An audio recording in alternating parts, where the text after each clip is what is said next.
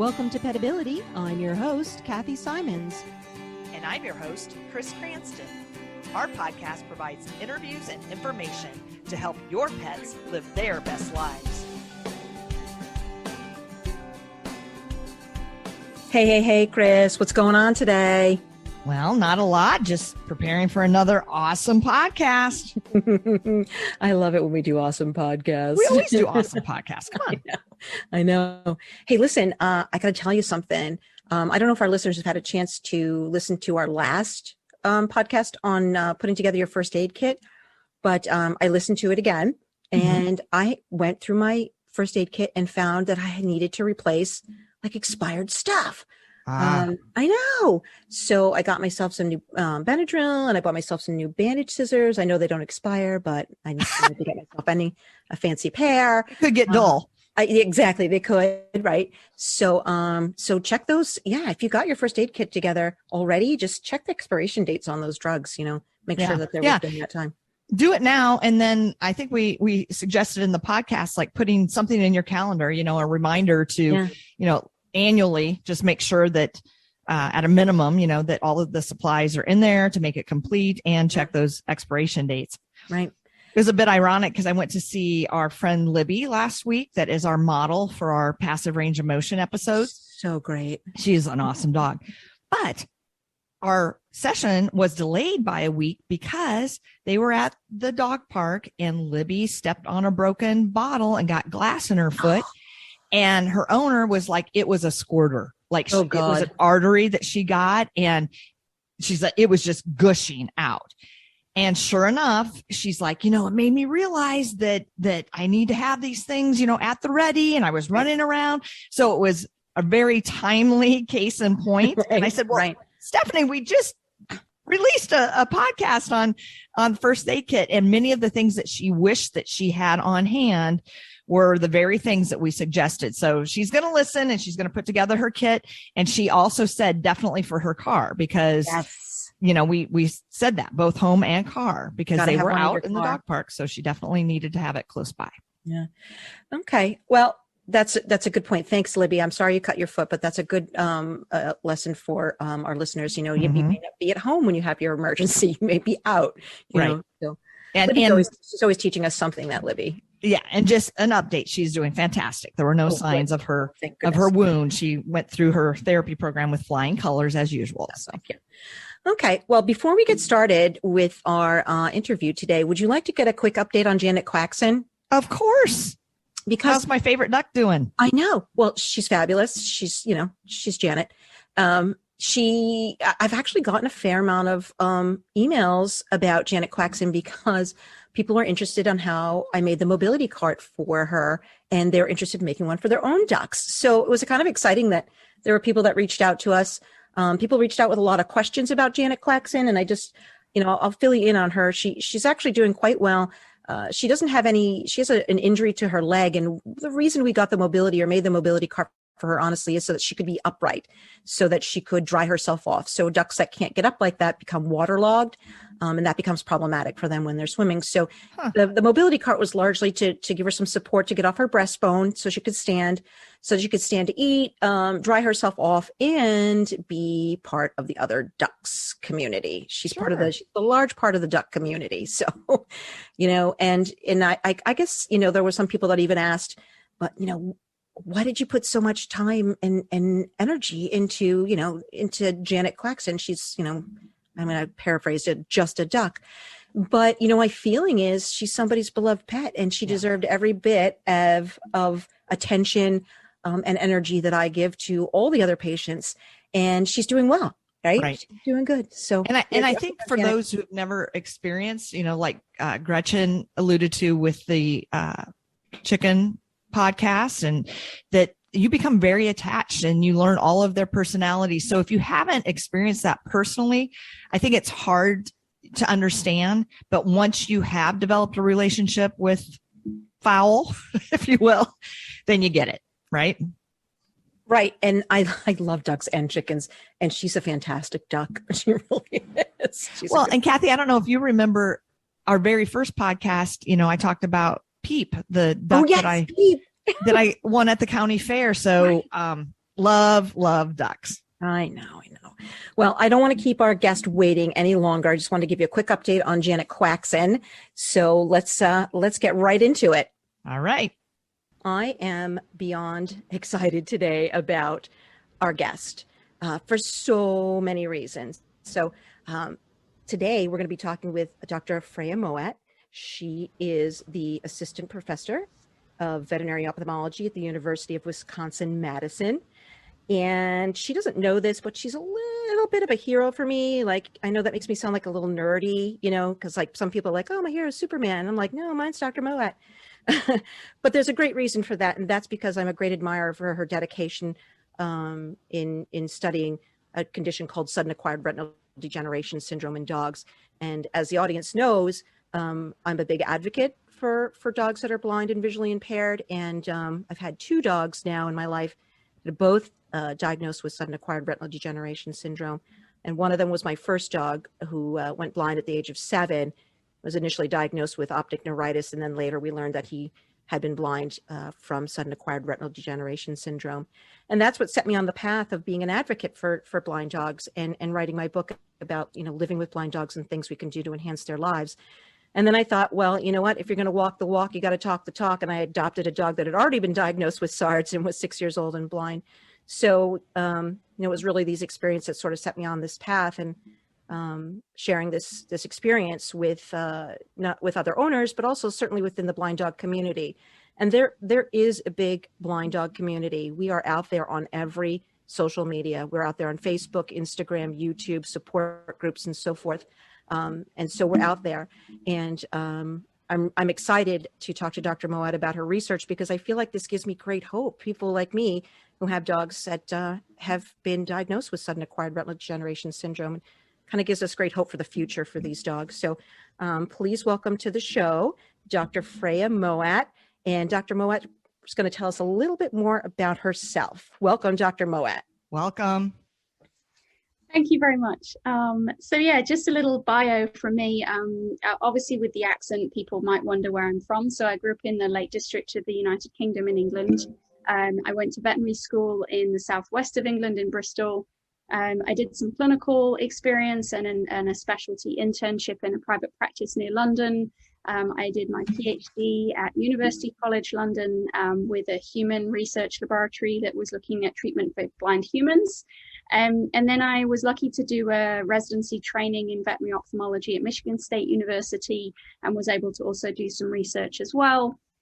I just moved to the University of Wisconsin-Madison in 2020 after a period as a faculty member at the North Carolina State University.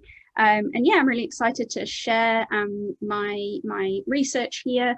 I'm lucky that I have appointments both in the School of Veterinary Medicine and also here at the School of Medicine and Public Health.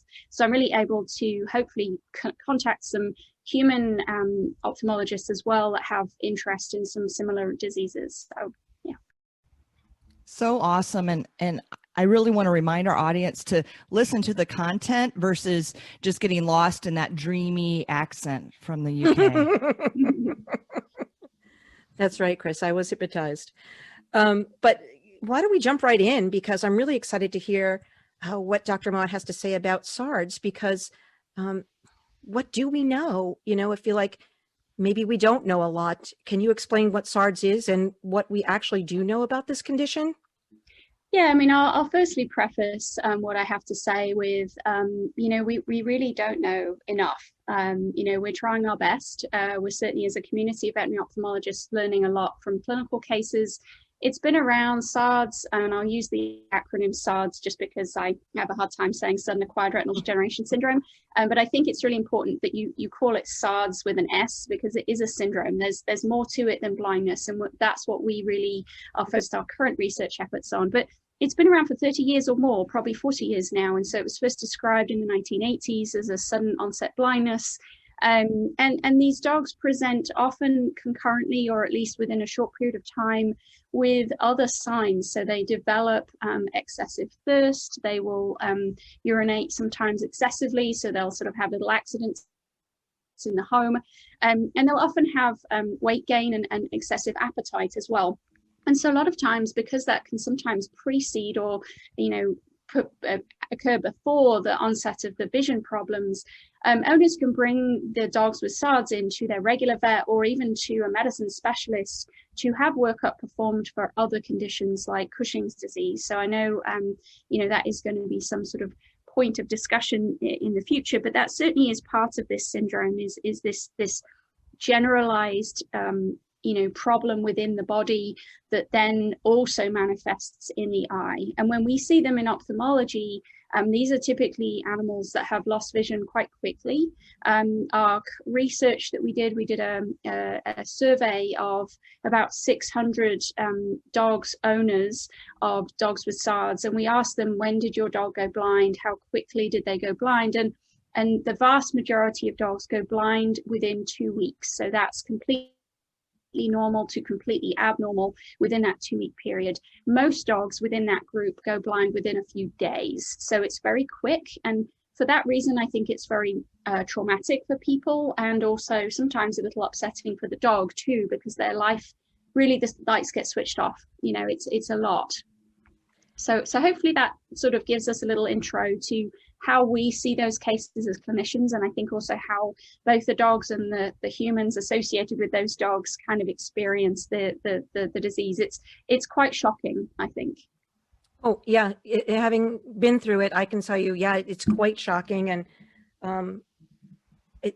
as a veterinary technician, I've seen blind dogs in exam rooms, and I have to say, and I feel terrible saying this, but I would say to the owners, your dog's going to be okay, without realizing how devastating that is to an owner until it happened to me. And then I was standing there going, wow. Yeah, I can totally understand that. I think we get a little desensitized to it because we see it every day in our practice.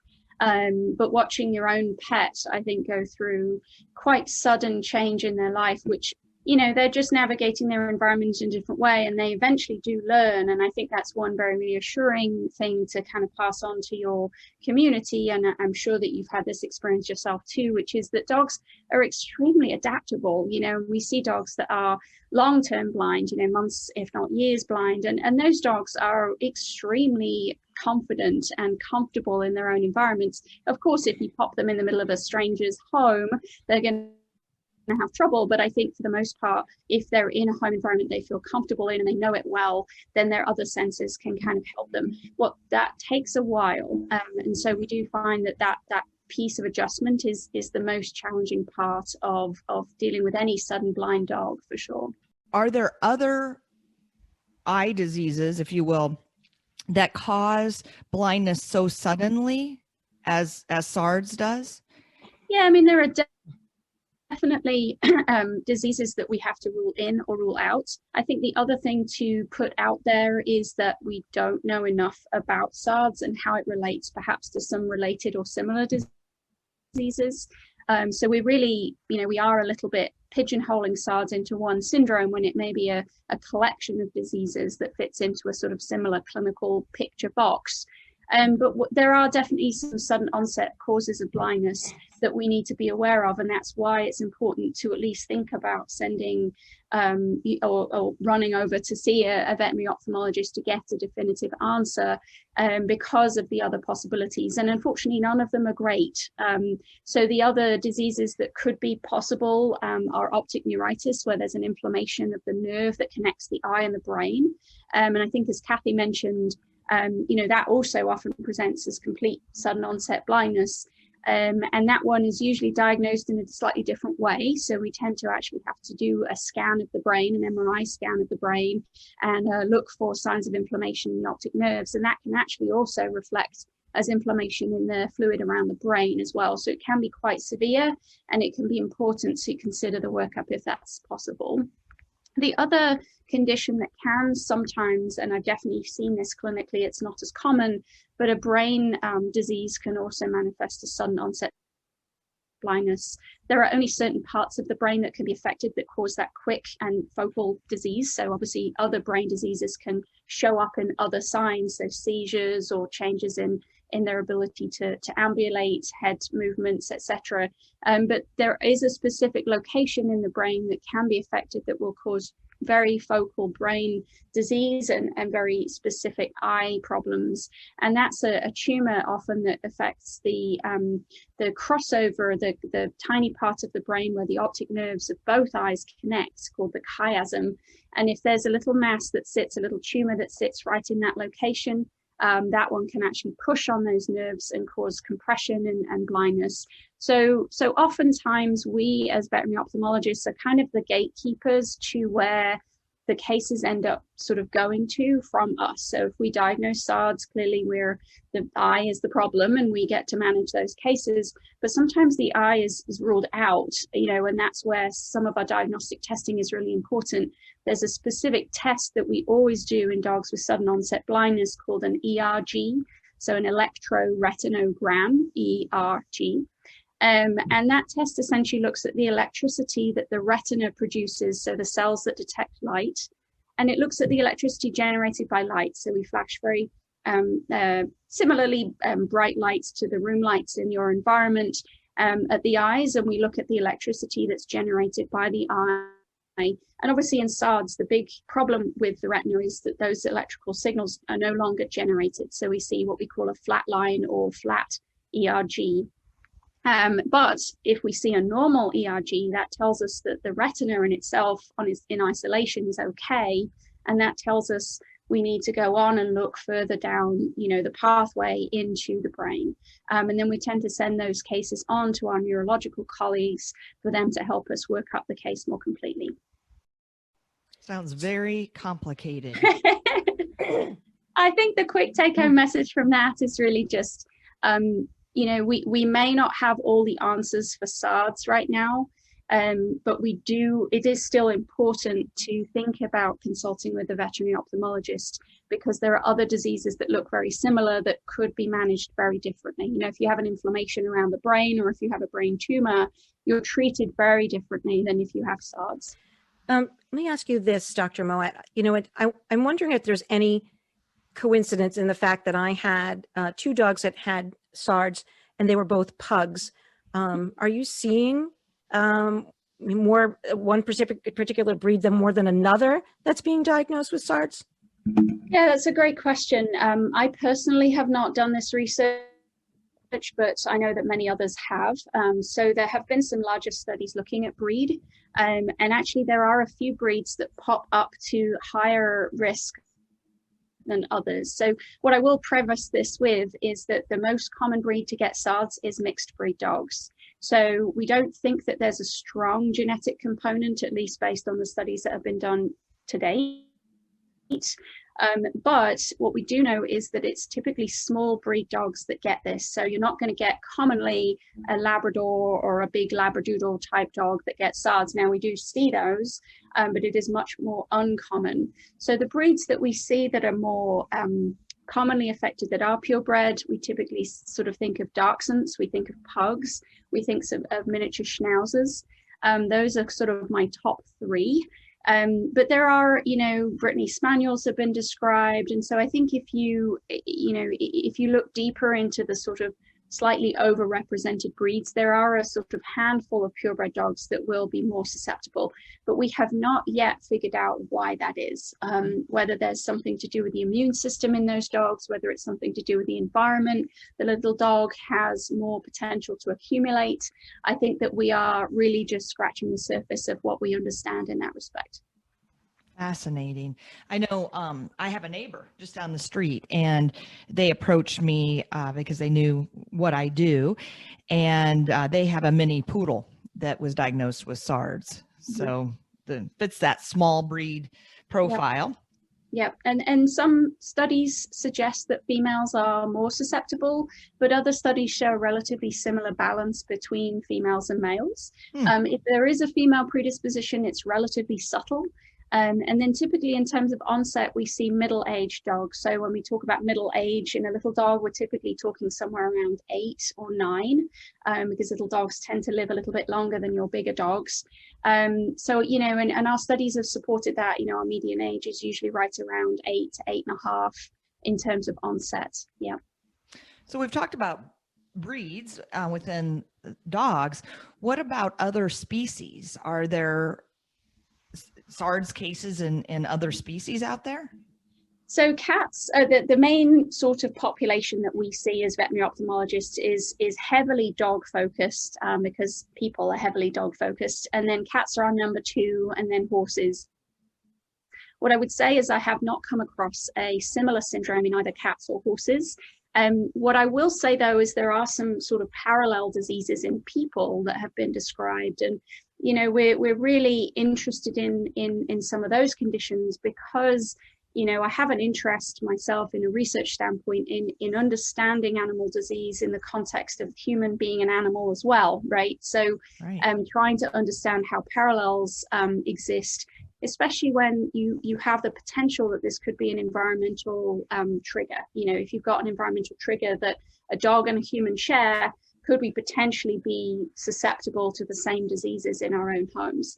So it's not something that's been proven, but there are sort of parallel syndromes in people that are somewhat better characterized than in dogs. And so certainly that's one of our sort of research angles, is to start to understand perhaps the context of SARDS in the context of some of these parallel human diseases. Can SARDS occur and just affect one eye, or is it always both eyes? In my experience, it's typically both eyes, but what does tend to happen is that one eye is maybe either affected earlier or affected more severely. I think one of the big challenges that we face when we start to compare dogs and humans is that a human is going to present to their optometrist or ophthalmologist when their eye starts to, you know, their vision starts to go. Dogs are going to present to their owners when vision is already really bad. Unfortunately, our ability to really define vision loss as either a pet parent or even as an ophthalmologist, sadly, is really poor. So I wonder if what we're actually seeing is a disease that onsets earlier in one eye, and of course the other eye compensates, and then perhaps we don't see it until both eyes are similarly affected. And the sort of parallel human condition we're interested in tends to present somewhat similarly. It's usually one eye that goes, but the other eye is at risk, and sometimes they go together. So it's an interesting question. I'm not sure I can answer it completely, and I might never be able to answer it completely, because short of screening all the pugs and dachshunds who are 8 years old and healthy, I think we would struggle to truly know what the onset looks like, because we're relying on this very sort of stepwise process. The owner has to pick something up, the referring veterinarian has to say, oh yes, it's visual, refer it to the ophthalmologist. By the time we see it, it's late in the game. Yeah. And I'll tell you that that's the similar experience that I had with my first dog that went blind. He may have very well had vision loss in that one eye, and then the other one kind of caught up, but we didn't notice that he had vision loss until we sold our house and moved to another house. And he had compensated so well. He knew the layout of the home so well. He didn't bump into anything. And as soon as we moved, we realized immediately he was bumping into something. And so by the time we got to the ophthalmologist, obviously it had already happened.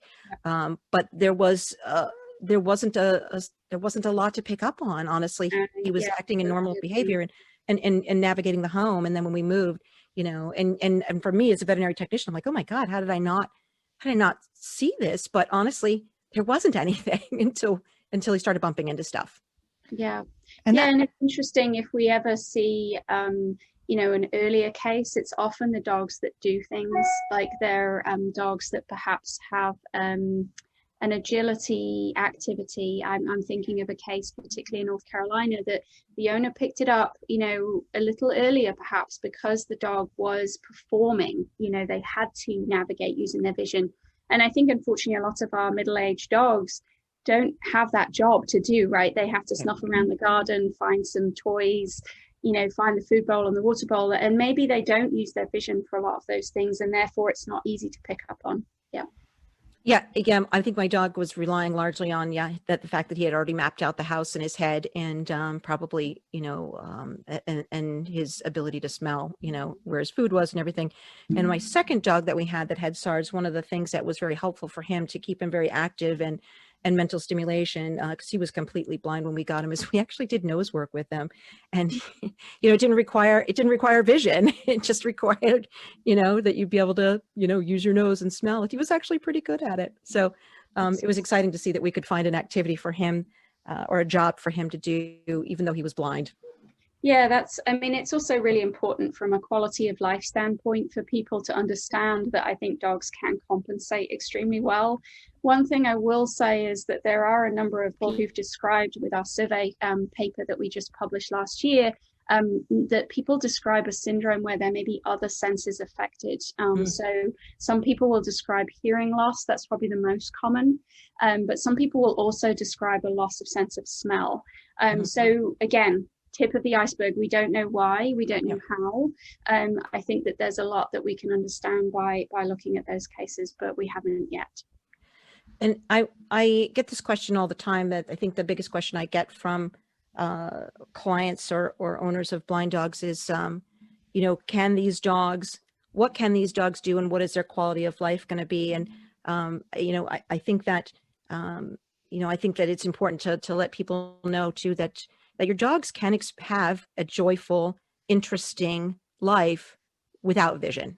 Yeah, I sort of use the analogy that you know, we're their guide humans, Right. you know, and so we can essentially provide for them what a guide dog would provide for a blind human. And so the quality of life is actually wonderful in some ways, because you really can provide a safe environment.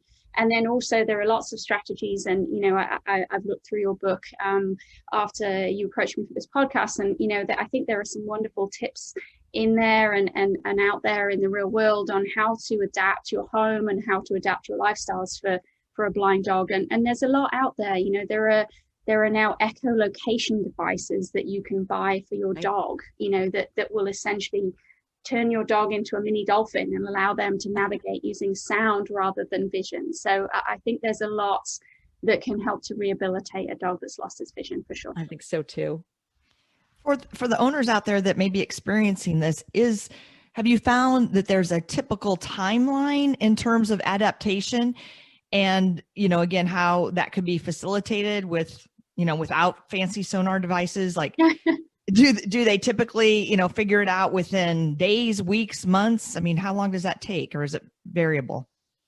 So I may not be the best person to answer this question, unfortunately, because what I will say is that up until recently, you know, veterinary ophthalmologists would diagnose this disease and then send their patients on their way. You know, we would provide them, and this is just the nature of our clinical practices, that we must move on and be labile for other cases. And so we didn't always have that intimate follow-up with the cases to find out, you know, how each pet has coped, and also to find out how each pet's life has progressed. And so this was an important aspect of the study that we published last year, which was not necessarily, I did not ask that question, which is a really interesting one, is how long did it take your pet to adapt? But I did ask, what happened to your dog? You know, how long did they live? Did they have other diseases? Did they suffer other problems beyond the ophthalmology visit that we saw you at? And the answer was sometimes yes. Unfortunately, what was good was that their lifestyle and lifespan was very similar to a normal dog. So it doesn't seem like SARDS actually shortens a dog's lifespan. And we talked about how that happy life is still potentially there. So I think that's a really good prognostic piece to give owners. The other thing, though, is that dogs do seem to have risk of other diseases. And so this is just part of our future work, is to look at what is it that they go to get after they see us as an ophthalmologist. And I will say that kidney disease seems to rise to the top of the list of things that dogs with SARDS get. We didn't have a control population per se, so we didn't look at dogs with and without SARDS and kind of watch them side by side and see what diseases they developed. But we did refer to a paper that had looked at lifespan and health disease, or healthy and unhealthy kind of life, in a group of dogs in the United Kingdom. And so we compared, you know, what do dogs pass away from in that study that was just looking at healthy dogs and over their entire lifespan versus dogs with SARDS. And dogs with SARDS, about a quarter of them will develop kidney disease. And that's much higher than the average population of dogs out there in the real world. So I think it's an important monitoring piece.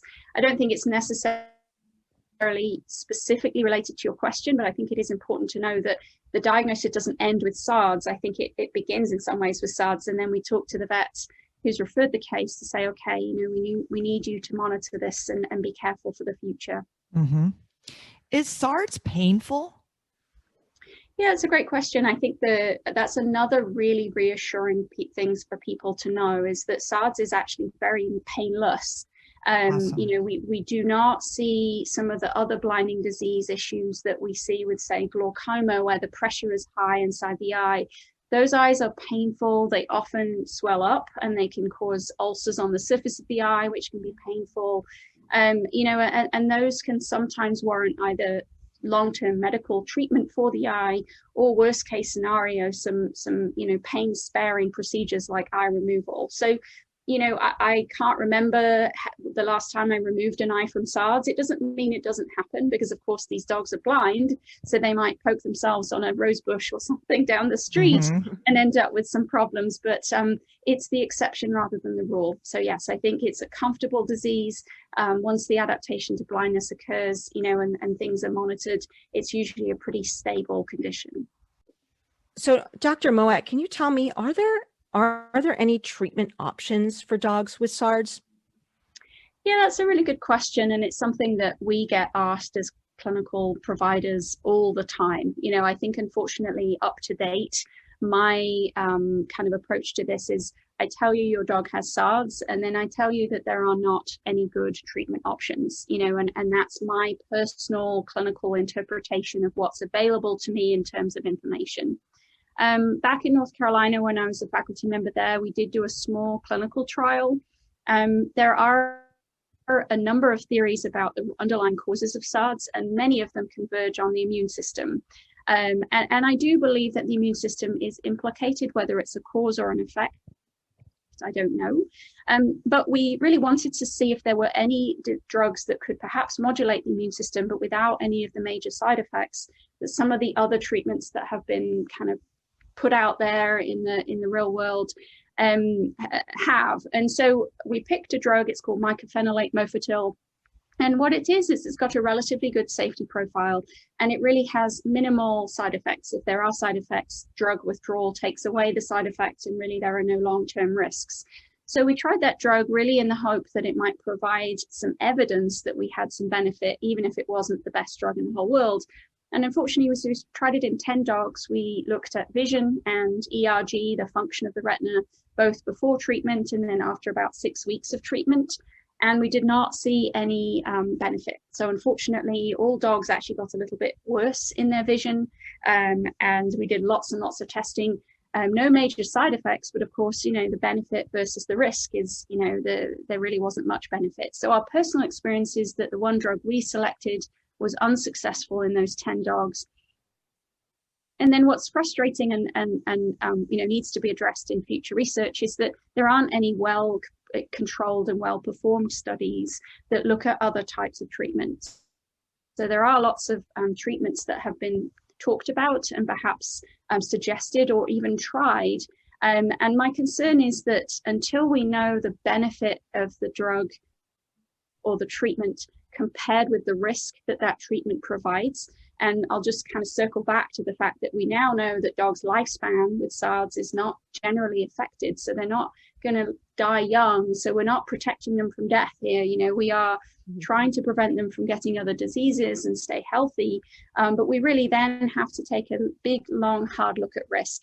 And, you know, I stand up, you know, when I did my vet degree, I stood up and I said, I will do no harm. And so my goal is always with treatment to balance that positive prognosis, that positive outcome that dogs with SARDS will have, aside from vision loss, compared with some of the risks that some of the other treatments out there might be. And you know, the most commonly reported treatments are things like steroids, oral steroids, injectable steroids. Sometimes you can use some hormones.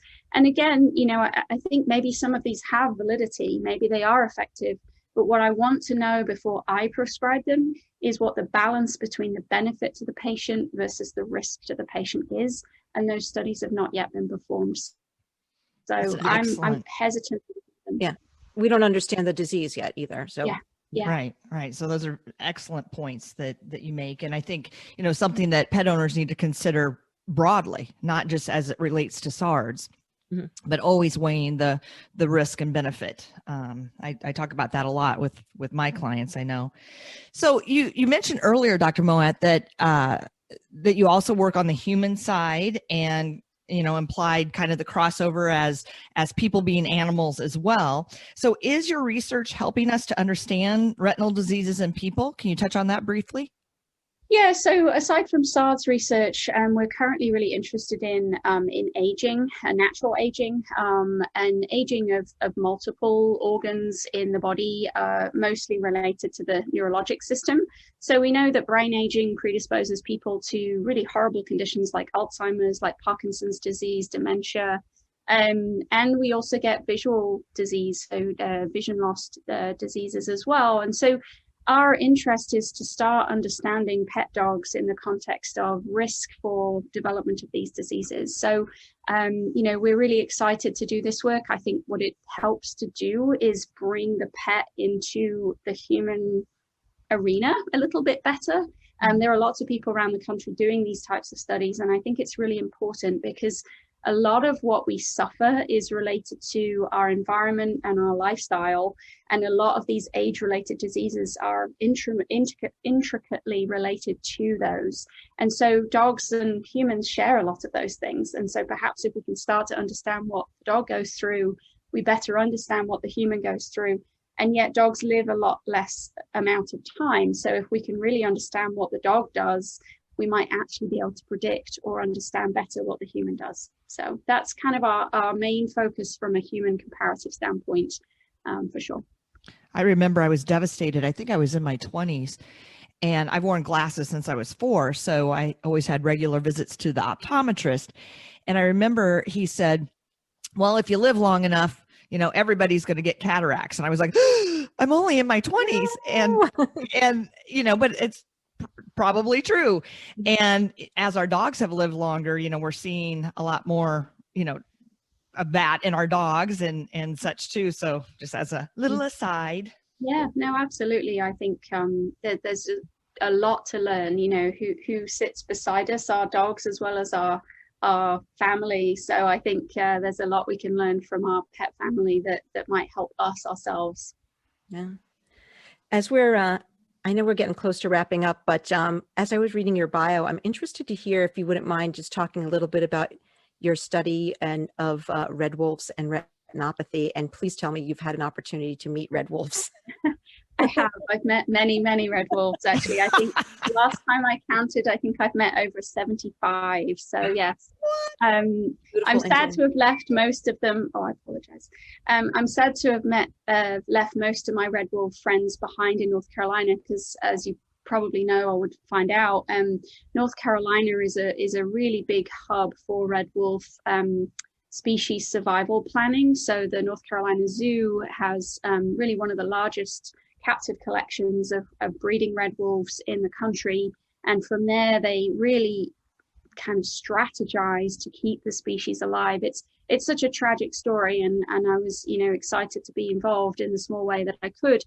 And we found this disease really by happenstance. It had been kind of up and down here and there in the species, and then one of my colleagues asked me to look at a wolf, and we did more work on it. And it's a retinal condition, so they have really severe retinal problems that is worse than SARDS. It's inflammatory, or it's at very least degenerative enough that it causes cataracts, and then it can cause glaucoma and really quite problem diseases inside the eye.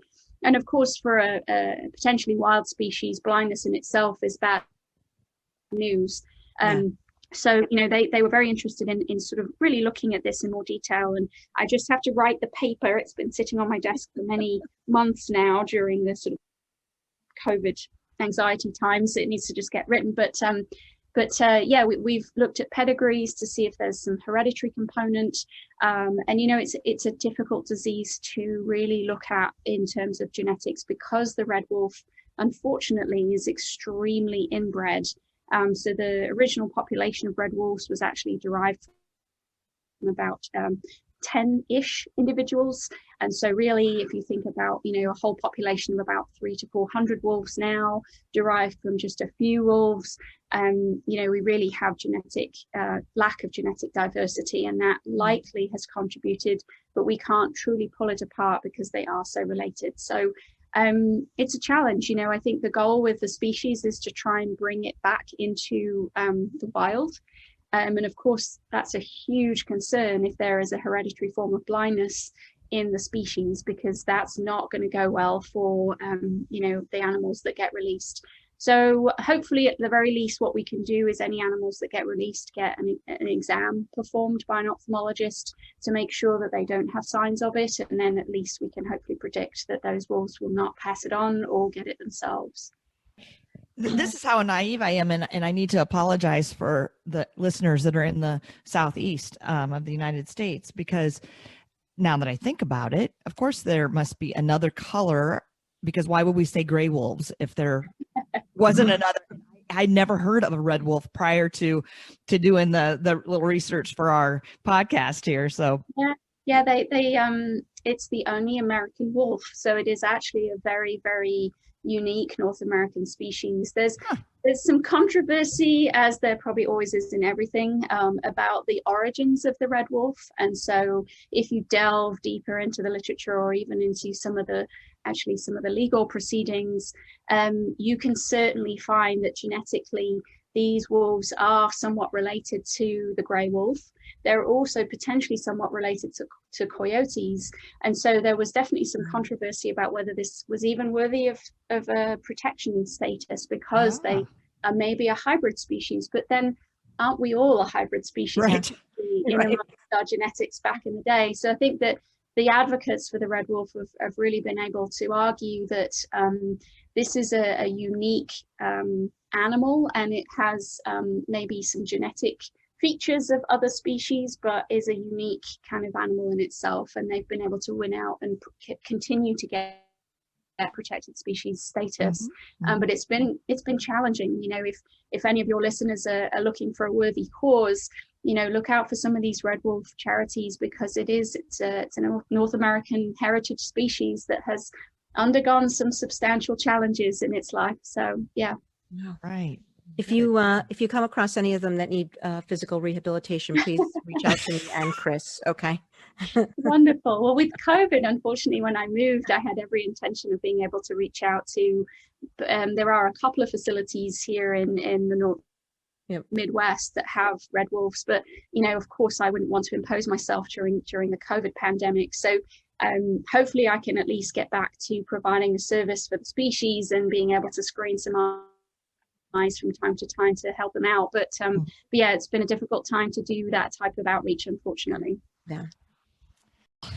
Again, another awesome guest, Cathy, that I've learned so much. And I just want to ask you, Dr. Moat, are there any final thoughts that you'd like to share with our audience as we close here? A special case that comes to mind, or a pearl of wisdom for folks that may have a dog with SARDS that you'd like to share as a closing here? That's a wonderful question. I think I have a lot of things I could say. What I will say is that I feel like support networks for this disease are really important. So what service you're providing is wonderful. And I think the Facebook groups have been, really wonderfully helpful for some of my clients. So I think if this happens to you, that's a great place to start. Of course, it's also a source of perhaps some misinformation. So always verify, especially medical information, with a provider, a veterinarian. But yeah, that's been a wonderful source of support. And I have my own couple of clients who, if I have a worried newly SARDS diagnosed owner, I'll sort of email her and be like, can you just provide some sort of mental health support? And often that will happen. And she's been wonderful. So I think there's resources out there for everybody. And then also know that contributing to research is a really important aspect of what you could do. I'm not saying that everybody has that in them or they have the capability to do it. But my website does have a page on there on SARDS, and there's a little form that owners can fill out to give at least prior information requests.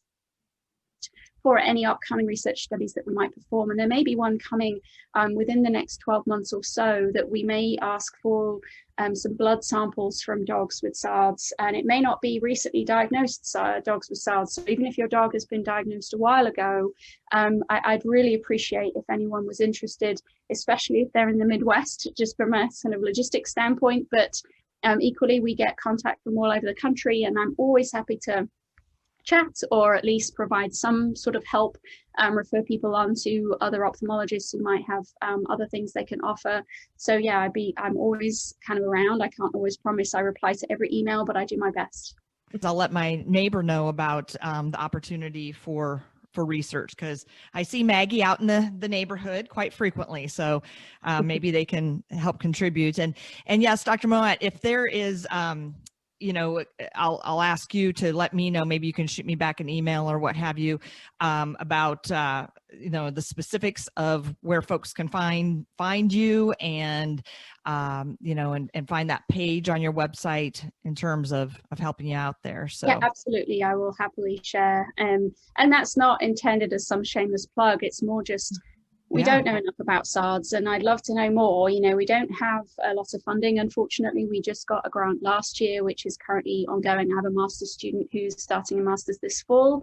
And we're looking at blood samples that we already have in the freezer from all our wonderful SARDS research participants in the past. But there may be some need for verification in more fresh samples that we can collect from clinical patients. So that's where, watch this space. There'll certainly be some publications coming, I would hope. And then we're always, available for information provision. I try and put as much information as I can on the webpage that I have. So any of our articles are listed there.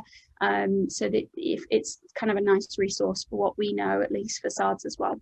Absolutely. And that's what I was going to suggest too, is that, for folks that want more information, that you are well published, and there are many articles there that they can refer to and become more informed. So.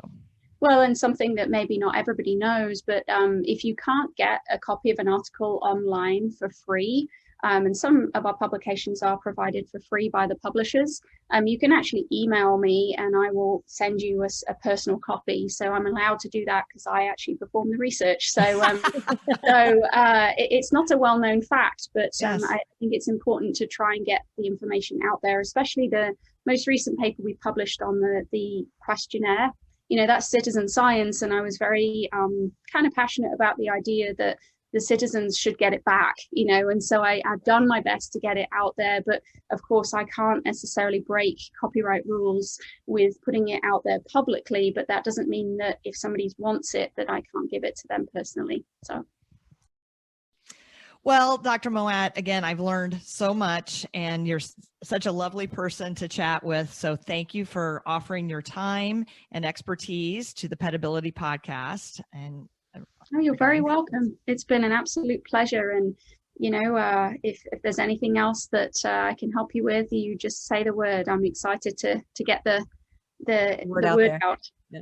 Can you send your autograph to Cathy so she can frame Yes, because then I could frame it. Yeah. I'll ask for a paper, but you have to autograph it. Okay. I don't know if I'm worthy of being a superhero, but I've never been that kind of person. But I'm grateful that someone's noticing. Sometimes you perform research in your little bunker and you're not always sure that what you do has impact. So it's very meaningful to hear that someone has read it and has understood it and believes.